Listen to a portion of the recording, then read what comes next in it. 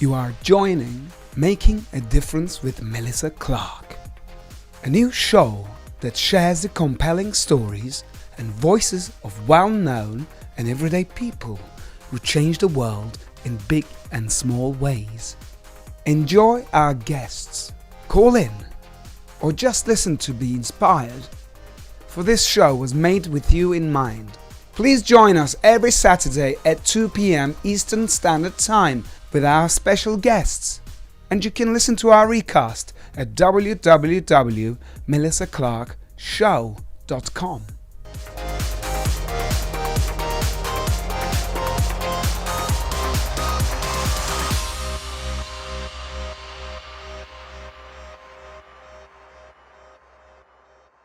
Hi, thank you so much for joining us here on Making a Difference. I'm Melissa Billy Clark. You know, there's no other magical place in the world like New York City, and unfortunately, we have to watch this beautiful city go underway until these unprecedented times are over. And like they say, anything can happen in a New York minute, and I know that my hometown will come back stronger than ever. Until then, we invited a Broadway critic who will discuss the fate of shows, an unstruggling artist, and he'll explain why, and a New York City real estate who believes it's not too smart to get rid of your apartment right now. Take a look. So we are here with Bob Massimi. He is a chief drama critic at Jerick Media and My Life Publications. Bob, thank you so much for joining us today and giving us insight on what's going on with Broadway. How are you?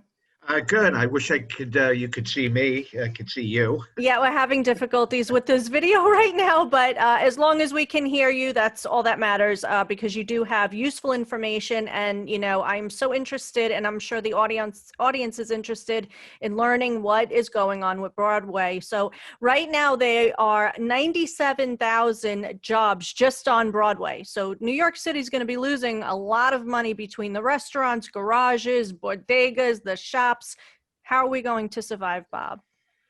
Well, I think Broadway made a mistake by first saying we're not going to reopen until January of 2021, and then made a bigger mistake by saying not going to reopen to June of 2021, because Moderna, it was brought forth on Monday, is very close to a vaccine. So I think Broadway kind of handcuffed themselves, both by saying this and psychologically to the actors and the employees at Broadway, because some of them are going to walk and they're going to move out of the New York area.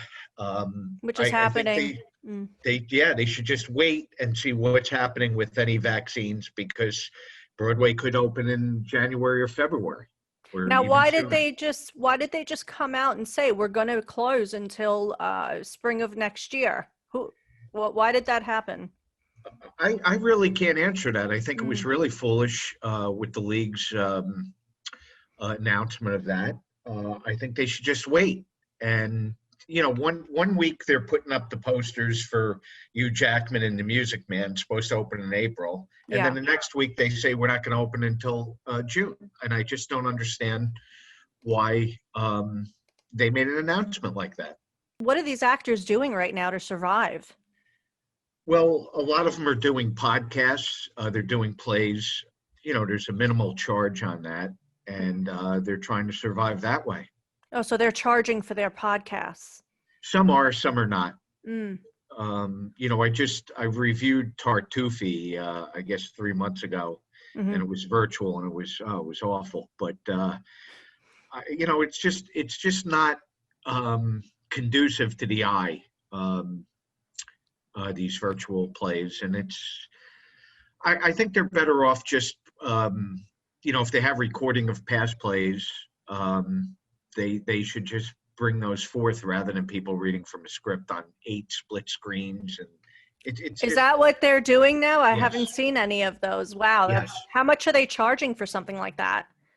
You know, it varies. $5. York Theater is a little bit more.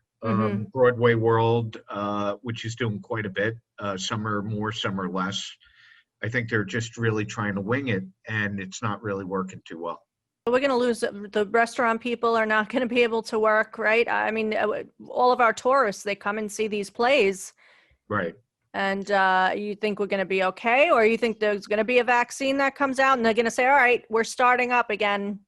I really don't know. First, the city's pretty unsafe right now with the homeless and everything. So people are Right. moving out of the city. 400,000 people so far have moved.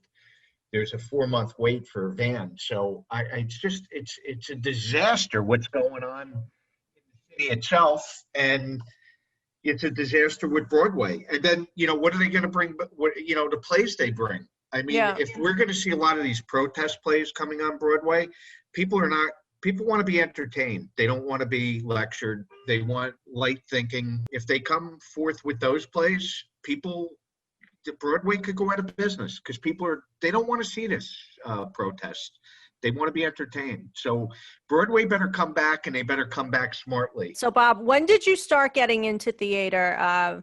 You must be so sad that this is happening because this is your job. It's a hobby. It's a hobby. Yeah, I do it as a hobby. I've always have produced and written altruistically. I never really went in to make money. I just love it. When I was in grade school, my drama teacher, who was very, very big with regional theater, and Broadway and off Broadway, she called my mom into school. She wanted me to be an actor, and back in the '60s. Actors, entertainers aren't what we make them to be today, heroes. They were really second-class citizens. And Right. my father told me, actors are a dime a dozen, and really talked me out of it. But I went to school in the city. I went to see Death Trap in 1980 and just really fell in love with the theater. And I went to school in the city, as I said. I worked, and they had twofers at a lot of the New York schools where you could go 2 for the price of 1. So I used to bring a date. It made for a nice night. I used to go about every other week. Right. And my senior year in college, I wrote, my features editor came to me and said, we'd really like you to write for the school paper. So I wrote my senior year at the Manhattan College Quadrangle. And then when I got out of school, I wrote for the Bergen News Sun Sentinel. In the 90s, I bought the Palisadian and weekly newspaper, and I used to write for the Palisadian as well. So I've always have been interested in the theater since the 80s, and got on the board of the Metropolitan Playhouse in 92 and was on that through the 90s. We produced a lot of great bodies of work, whether it was Miller or Shakespeare. And it was a really classy theater company. I was very proud to serve on the board of the Metropolitan Playhouse. And they now are on West 4th Street. I spoke to the artistic director, Alex, just this week, asking him how he's doing. They're doing podcasts and they're getting by. So what's your favorite, Bob? What's your favorite play that's really famous that you really like? Well, I have seen, over 1,000 plays. So I break it down by genres: comedy, thrillers, comedies, musicals, dance musicals. Death Trap is always special to me because that brought me back to the theater. Comedies, it's only a play with Nathan Lane and F. Murray Abrams was absolutely hilarious. Stockard Channing was in it. She's a great stage actress. From Greece. That's Rizzo from Greece. Yeah. She's phenomenal. Les Mis as a musical is a benchmark, I feel, for what a play should be. Kiss Me Kate in 2000 was great. I just saw Kiss Me Kate at Studio 54 last year, and it had a diverse cast, and it wasn't as good as the original 2000. Do they do a lot of plays at Studio 54? I love that place. Yeah. I met Ian Schrager. Yeah. Yeah. Well, I used to go to Studio 54 back in the early 80s, and it was when Rebell and Schrager had it, and then they went to jail, and a corporation took it over. 81, 82, 83, it wasn't as much fun. 54 playwright Roundabout took over 54, and they do a lot of great works there. I saw A Lifespan of a Fact. I've seen about The Sound Inside with Mary Louise Parker, who's an excellent Sure. stage actress. I see a lot of theater there. They own the American Airlines. They own 54 and the Laura Pels Theater. So they do a lot of great work roundabout. Thank you, Bob, so much for taking your time with us. You can Great. read Bob's critic. He's a chief drama critic at Jarek Media and My Life Publications. You can check out his work. And thank you, Bob, so much. Thank you for having me. Yeah, Talk thank soon. you. Thank you. Okay, bye. Hopefully Broadway will come back. And come back the right way. Yeah. Thanks, Okay, Bob. thank you. Bye. Images provided by Andrew Werner, titled Faces Without Places.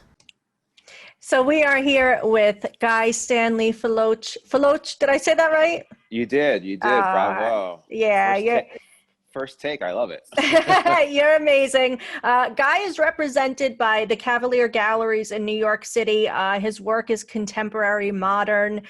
He's amazing. He's such a cool person. Guy, thank you so much for being here. This is your job. You are a full-time artist. So Yeah. How has business been during the pandemic? Well, first of all, thanks for having me on your show. Thank you. Big fan. So I'm so honored to sit here and shoot the shit with you. Yeah, like we do this on our private time too. How was your business during the pandemic?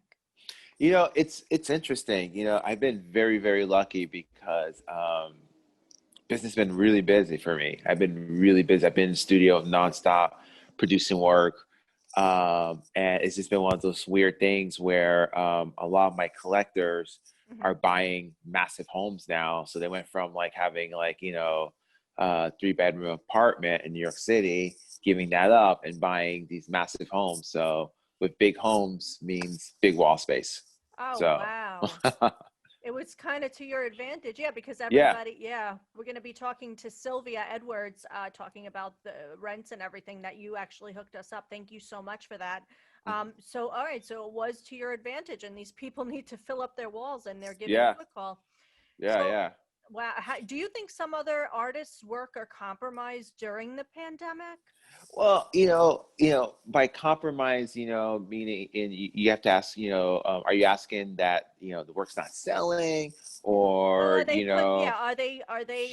they have to, it's a piece of artwork that's $10,000 and they're going down to $5,000. I mean, no, not at all. It's so funny too, because, in my personal opinion, I think what's happening in the art market is stuff that's selling right now are stuff that's like under $5,000 or 6 figures.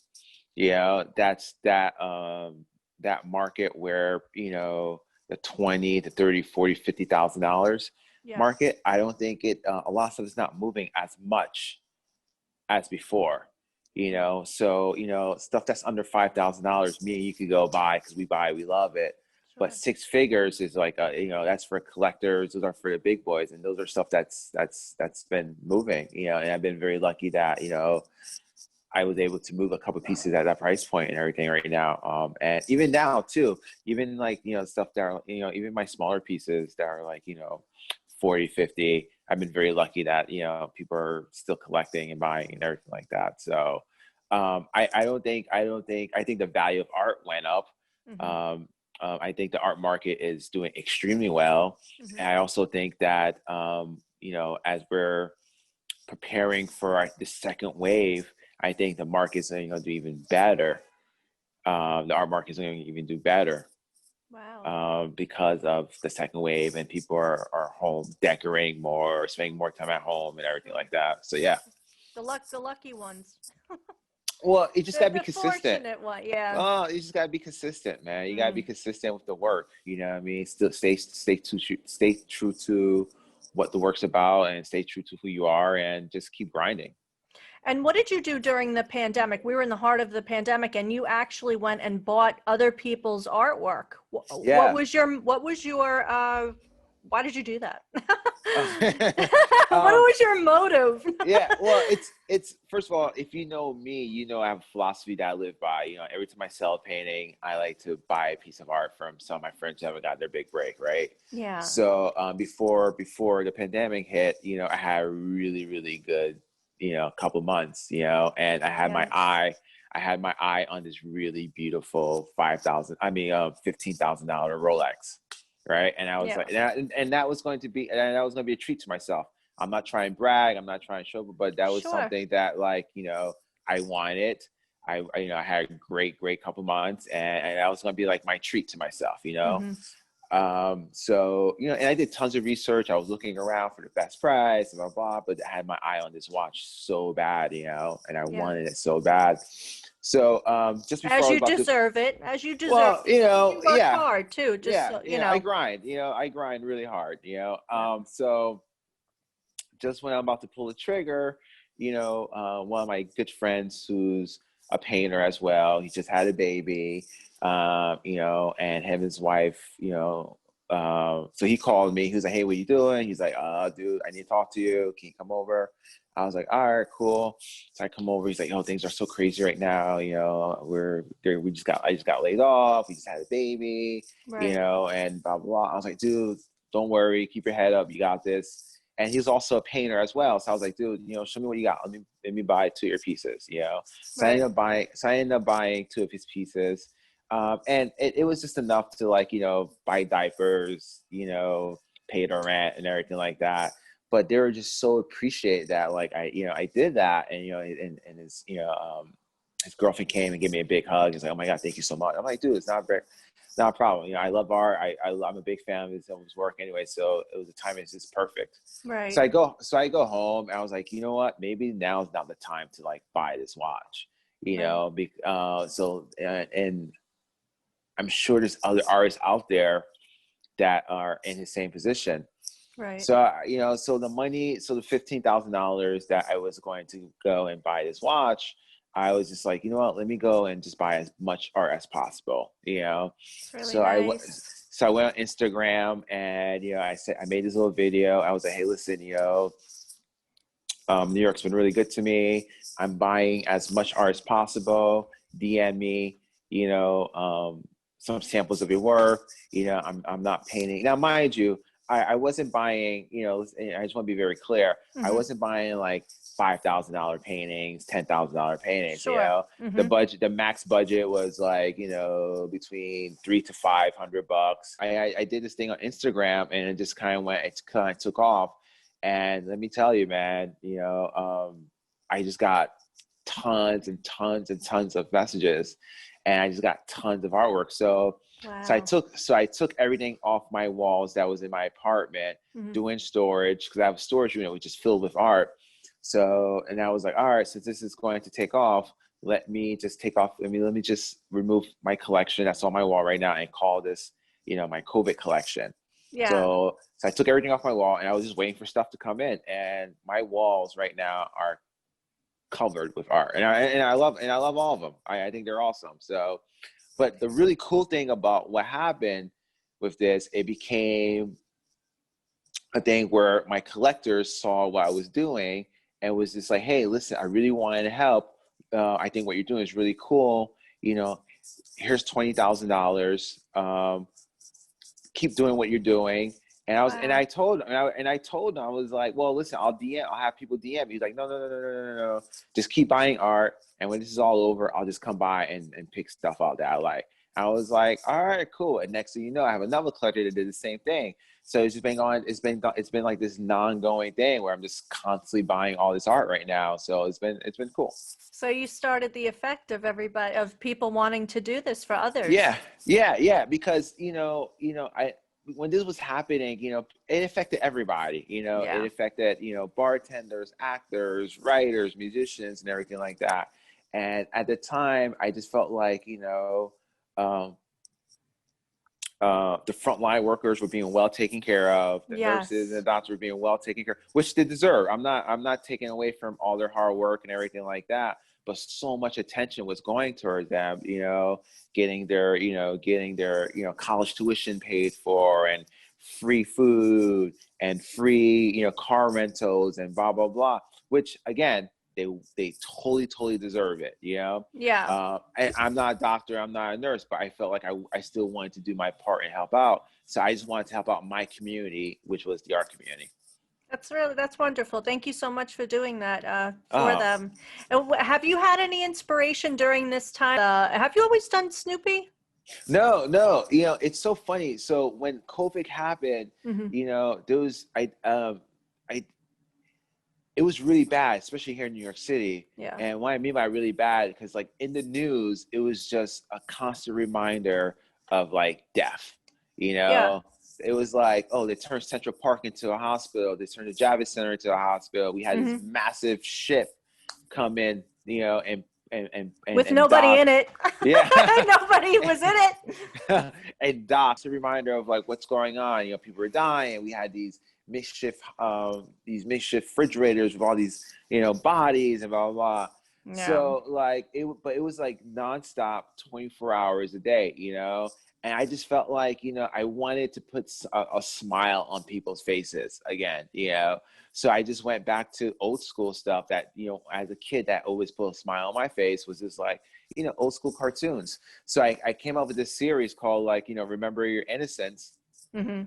the COVID-19, you know. So it was like, you know, I painted like 19 paintings of just, you know, vintage cartoon characters. And, you know, it just started off as a joke. You know, I did one, you know, because the art stores were closed. Everything, the only thing that was open was Home Depot. So I was painting a masonite board, you know, because I needed to paint. Hmm. And it just started off as just like a little fluke. I just did a little Snoopy thing. And as soon as I posted, it became this huge domino effect, you know? So, and the show just kind of just took off, and the series just kind of took off. Yeah. I love it. That's Yeah. Franklin behind you. Yeah. Yeah. So Franklin's behind me right now, the revolution, you know, because it's all about the movement right now, about the That's it. revolution. And That's then, right. and you can see the word love inside that revolution. So, Yes, that's so cool. That's so cool. What do you have coming up next? Can I just ask you one question? Can you go yeah. to Cavalier? Is Cavalier open? So they're open by appointments only. Okay.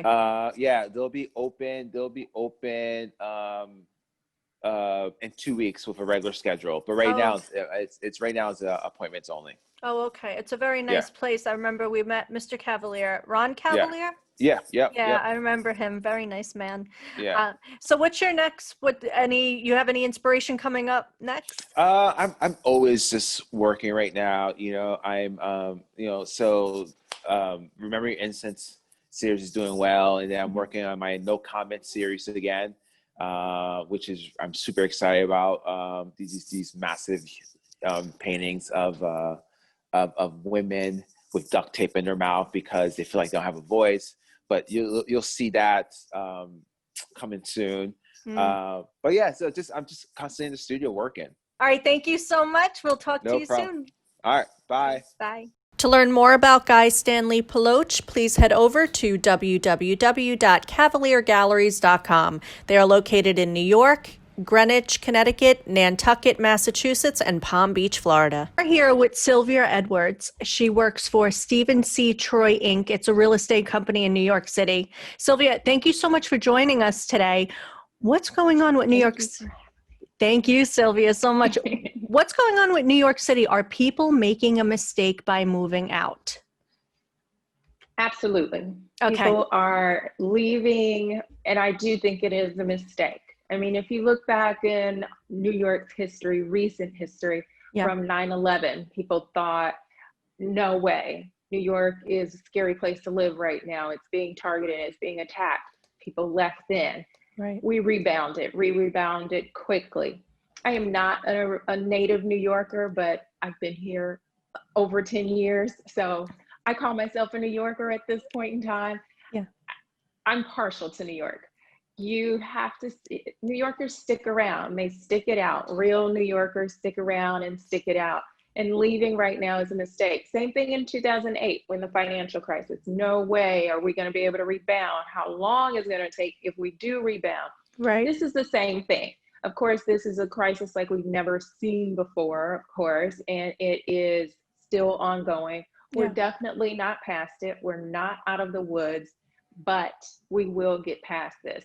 And unfortunately, everybody can't stay. I think that's just no matter where you are, whether you had a job in Chicago, whether you had a job in DC, and your job is no longer there, you have to make that personal decision whether to stay or to go. And as we all know, Melissa, New York is not for everybody. Yeah.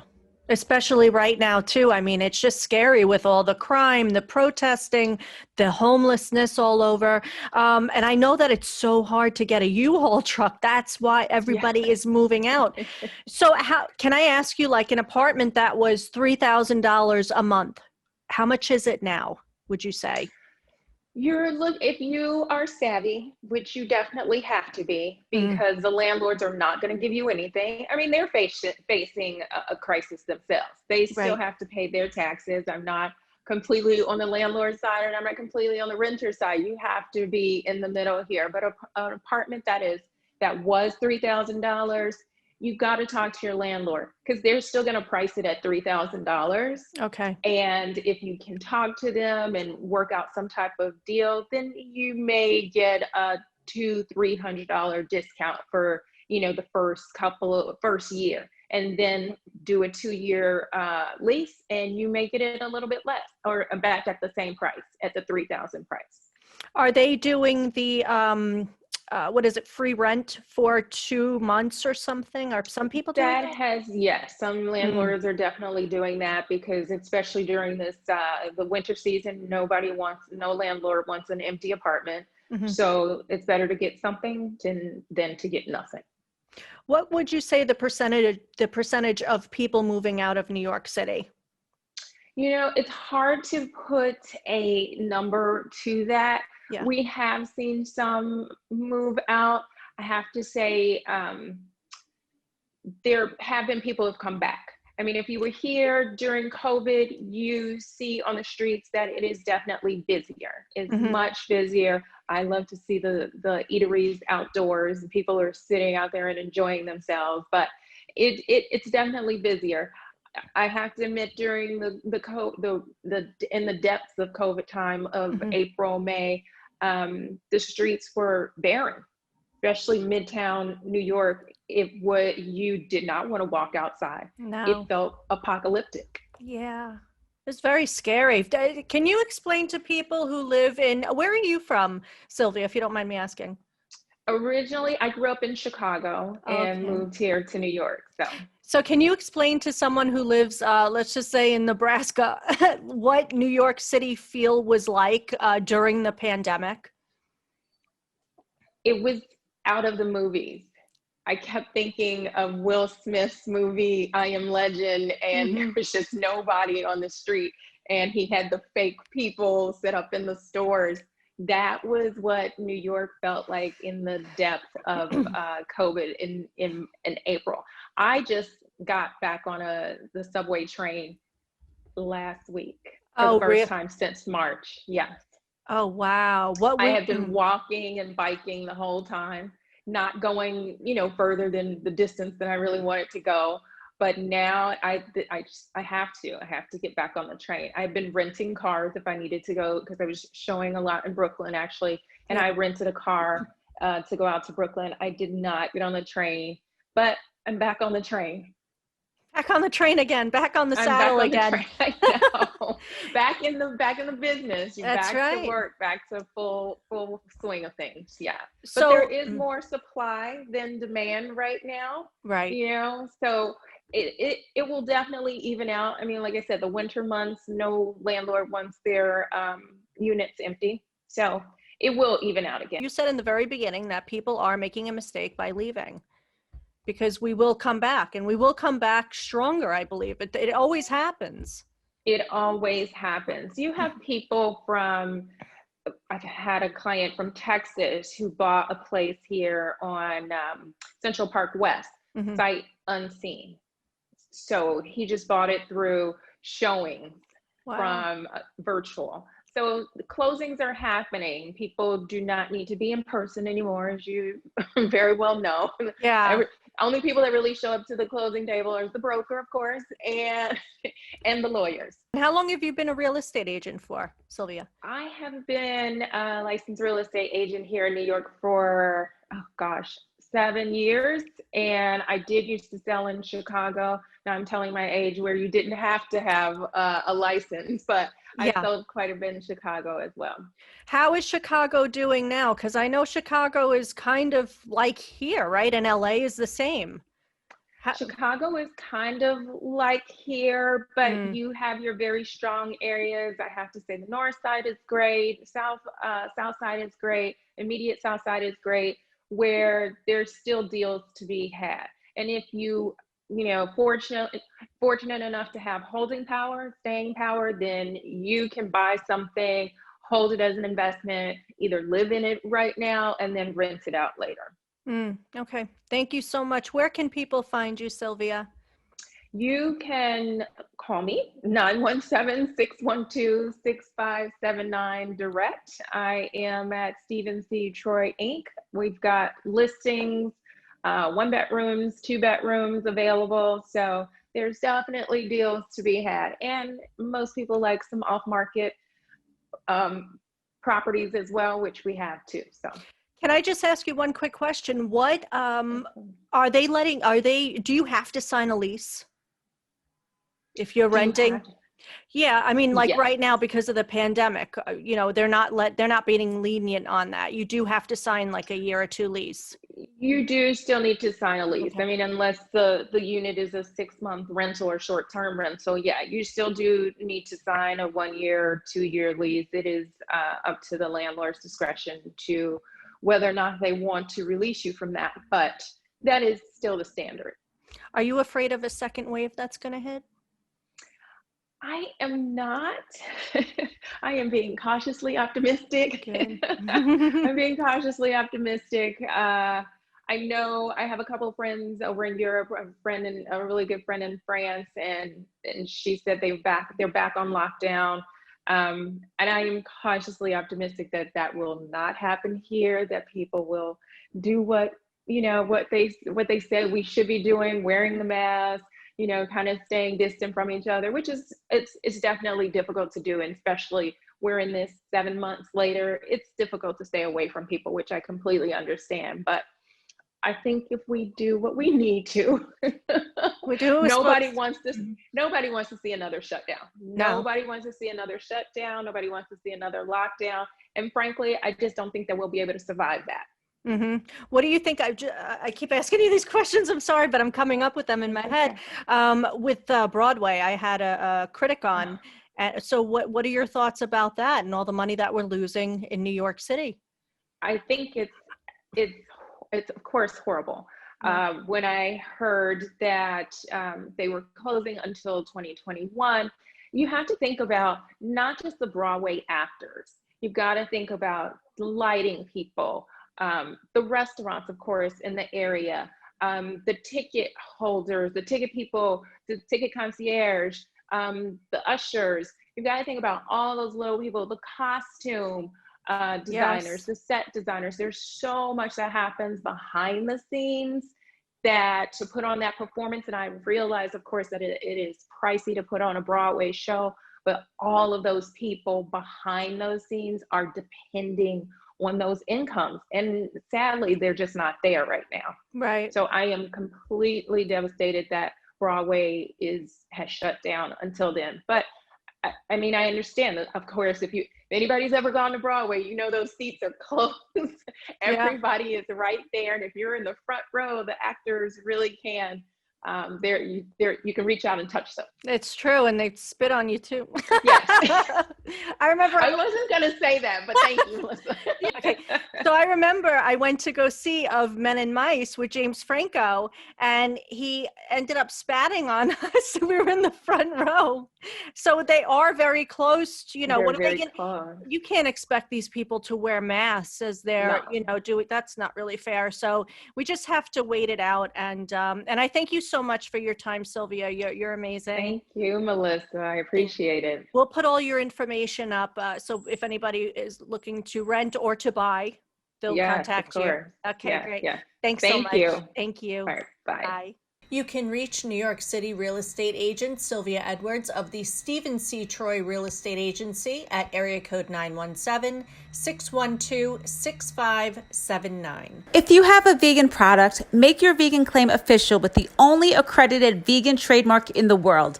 Visit www.beveg.com. That's www.beveg.com to apply now. Making a Difference is sponsored by Preferred Health Magazine. Please visit www.preferredhealthmagazine.com today and subscribe.